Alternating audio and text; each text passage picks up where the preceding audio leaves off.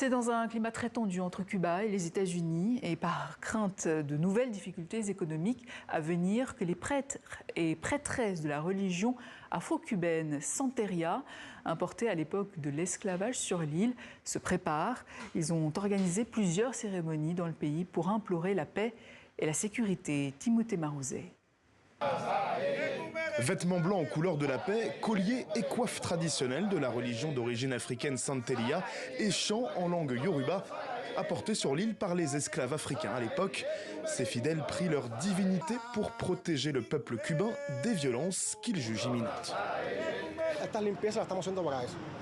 Nous pratiquons ces purifications spirituelles pour instaurer une discipline qui nous permette de gérer la violence.